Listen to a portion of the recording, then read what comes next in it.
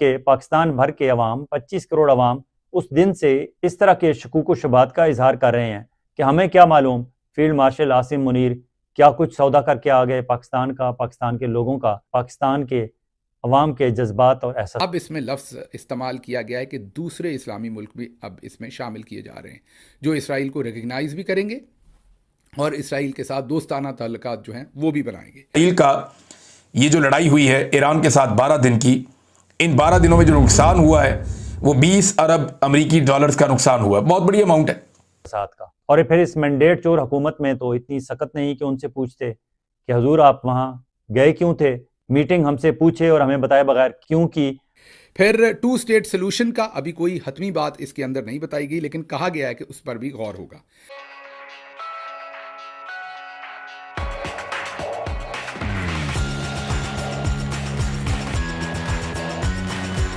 नमस्कार दोस्तों। तो दोस्तों, जो आसिम मुनीर और ट्रंप के बीच मुलाकात हुई थी उसकी खबर अब धीरे धीरे सामने आना शुरू हो गई है, जिस पर पाकिस्तानी मीडिया का दर्द साफ साफ छलक रहा है, क्योंकि पाकिस्तान आने वाले कुछ ही दिनों में इजराइल को मान्यता दे सकता है। ट्रंप के साथ आसिम मुनीर ने पूरी तरीका से वादा कर दिया। यही कारण है कि पाकिस्तान की तारीफ ट्रंप द्वारा काफी ज्यादा की जा रही है, जिसमें पाकिस्तानियों को साजिश की बू नजर आ रही है कि आसिम मुन्नी ने पूरे पाकिस्तान का सौदा कर दिया है, क्योंकि पाकिस्तान की कोई भी हुकूमत उसके सामने नहीं बोल सकती। और आप वहां कैसे अपनी हुदूद से तजावज़ करते हुए पाकिस्तान के अस्करी मामलात से हट के दीगर मामलात पे बातचीत करते रहे और क्या कुछ मुआहदे करके आ गए। लेकिन अब बात आहिस्ता आहिस्ता बाहर निकल रही है। गुज़श्ता रोज अमेरिका के खुसूसी मुशीर बलाए मिडल ईस्ट स्टीव विटकॉफ ने अपने एक बयान में ये इंकशाफ किया कि डोनाल्ड ट्रंप के पहले दौरे सदारत के दौरान मुत्तहिदा अरब अमारात, मराकश, सूडान और बहरीन ने इसराइल को तस्लीम कर लिया था और बहुत जल्द ऐसे ममालिक भी इसराइल को तस्लीम करेंगे जिनका नाम लेना या जिनके बारे में ये तसव्वुर भी नहीं किया जा सकता कि वो इसराइल को तस्लीम कर लेंगे। अब वो कौन से ममालिक हो सकते हैं जिनके बारे में तसव्वुर भी नहीं किया जा सकता?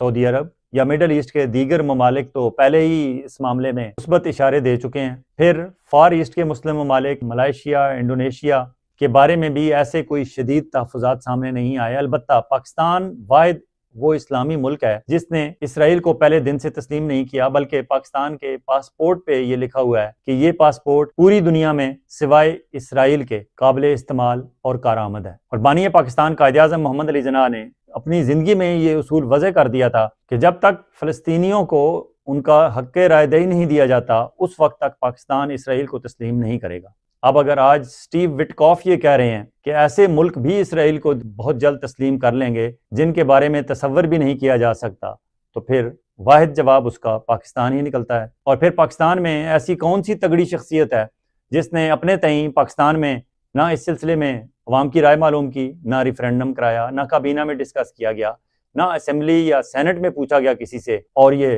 फैसला किए और ये फैसला करने की उनमें हिम्मत और जुर्रत पैदा हो गई कि वो इसराइल को तस्लीम करने की अमेरिका से वादा करें। अब अगर स्टीव विटकॉफ के इस बयान के बाद उंगलियां हमारे फील्ड मार्शल आसिम मुनीर की डोनाल्ड ट्रंप के साथ होने वाली मुलाकात की तरफ उठें तो फिर पाकिस्तान के लोग ऐसा करने में हक बजानिब हैं, क्योंकि जब से आसिम मुनीर डोनाल्ड ट्रंप से मिलकर आए हैं, डोनाल्ड ट्रंप उठते बैठते आते जाते चलते फिरते फील्ड मार्शल आसिम मुनीर की तारीफें करते नहीं थकते। तो फिर कुछ तो ऐसा बड़ा वादा ये करके आए होंगे जिस पे डोनाल्ड ट्रंप ही नहीं बल्कि उनके मुशीर स्टीव विटकॉफ भी नाजा हैं। अब आप में से कुछ इस बात पे भी एतराज कर सकते हैं कि हम खामखा बात का बतंगड़ बनाते हैं। वेस्ट बैंक की जो सॉवरेनिटी है उसमें US to recognize limited Israeli sovereignty in parts of West Bank. आप देखते हैं ये कायरो के अंदर इसकी टॉक्स चल रही हैं और आगे भी होंगी कि ये किस हद तक मामला आगे जाता है। अखबार कहता है कि ये डील हो गई है। अब अगर ये डील हुई तो इसके जो सबसे बड़ी रेमिफिकेशंस है वो आपको बता दी हैं कि 4 मुल्क गज़ा को कंट्रोल करेंगे, जिसमें यूएई, इजिप्ट और 2 और अरब मुल्क होंगे, और गज़ा के शहरियों को दूसरे मुल्कों में जाकर शहरियत लेनी पड़ेगी, यहाँ से लोगों को मूव किया जाएगा, हमास के लोगों को यहाँ से निकाल दिया जाएगा, बेदखल कर दिया जाएगा, उनका कोई लेना देना नहीं होगा। ये बड़ी बड़ी मेजर इसके अंदर जो डेवलपमेंट्स हैं। और चौथी ये कि इब्राहिम मुआहदे के तहत या मुआहदा इब्राहिमी के तहत अब सऊदी अरब, यूएई, कतर, ये ममालिक और इसके साथ साथ उन्होंने कहा नॉन अरब मुस्लिम ममालिक भी जो हैं उनको भी शामिल किया जाएगा। इस लफ्ज़ पर आप बहुत गहरा गौर करें, क्योंकि इसमें शायद आपका मुल्क भी आ रहा है। अगली खबर जो है वो इसी से रिलेटेड है, आपको समझ आ जाएगी, जिसमें बिल्ली थैले से बाहर और शहबाज शरीफ थैले के अंदर। मार्को रूबियो बाहर बिल्ली को घंटी पहनाने के लिए खड़े हैं। अखबार अब लिख रहा है कि फील्ड मार्शल साहब के साथ मुलाकात सदर ट्रंप ने की थी, जो उसमें मामला तय हुए थे। उसके बाद अब मार्को रूबियो, जो अमेरिका के सेक्रेटरी ऑफ स्टेट हैं, मतलब के वज़ीर ख़ारजा हैं, उन्होंने शहबाज शरीफ से मतलब दूसरे लफ्ज़ों में उन्होंने अपने जो हमपल्ला वहाँ पर आदमी हैं उनसे बात की है। मतलब हेड ऑफ़ स्टेट तो आपको पता है फील्ड मार्शल साहब ही हैं, वो हेड ऑफ़ स्टेट के साथ मिले हैं ट्रंप के साथ, और जो अर्दली है उसके साथ अब वज़ीर ख़ारजा ने बात की है। और ये रिपोर्ट कर रहा है टाइम्स ऑफ इज़राइल और रॉयटर्स, दोनों ये खबर रिपोर्ट कर रहे हैं। दोनों मुस्तनद इदारे हैं। रॉयटर्स तो खैर बहुत बड़ी दुनिया की न्यूज़ एजेंसी है, प्लेटफॉर्म है। वो ये बता रहे हैं कि इन दोनों की बातचीत हुई है कि कैसे ईरान और इसराइल के साथ मामला ठीक करने हैं। इसमें अब ईरान का लफ्ज़ इजाफी समझिए, क्योंकि ईरान और इसराइल की क्या बातचीत होनी है वो तो ईरान खुद ही डील कर रहा है। शहबाज शरीफ साहब ईरान के थानेदार तो हैं नहीं कि वो ईरान के इसराइल के साथ मामलात पर इनके साथ नेगोशिएशन करें। असल चीज़ पर फोकस कीजिए कि इसराइल के साथ मामलात नॉर्मल कैसे बनाने हैं, इस पर बातचीत हुई।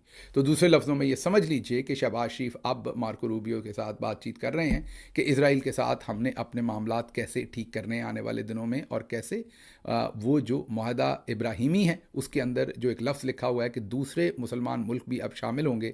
आप समझ लीजिए कि हमारा तज्जिया यही है कि ये जो फ़ोन कॉल है ये उसी बारे में है और उन्हीं चीज़ों को आगे लेकर अब चला जाएगा।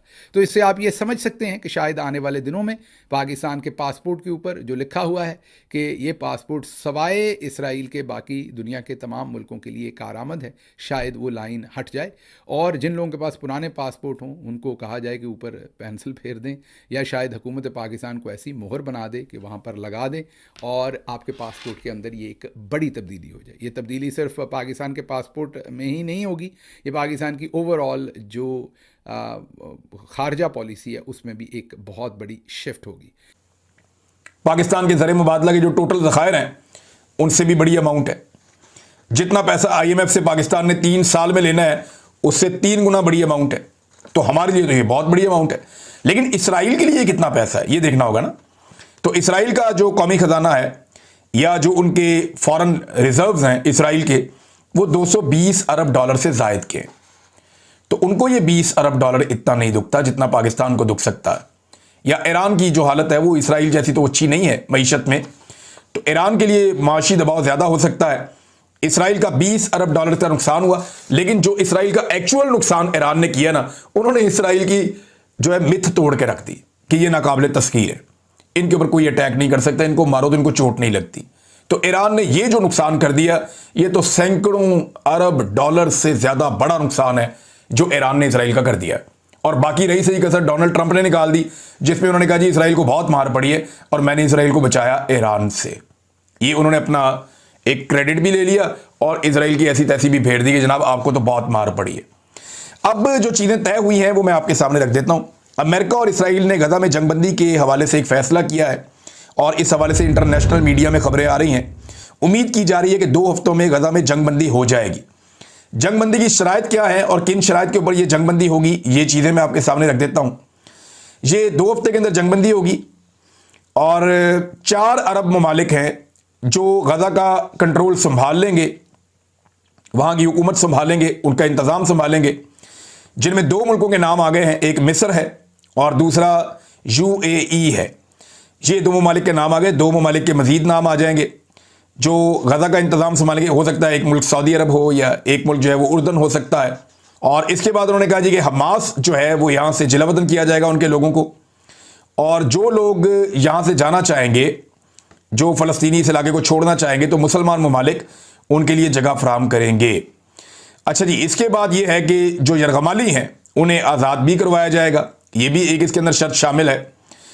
और फिर ये भी बताया जाएगा कि आलमी सतह पे बहुत सारे ममालिक जो हैं वो गजा के बेशुमार बाशिंदों को कबूल करेंगे जो हिजरत करके गजा से दूसरे इलाकों में जाना चाहते हैं। आपकी क्या राय है, कमेंट करें और शेयर करें। यदि आप चैनल पर नए हैं तो चैनल को सब्सक्राइब करें। वीडियो पसंद आए तो लाइक, कमेंट, शेयर करें। जय हिंद, वंदे मातरम।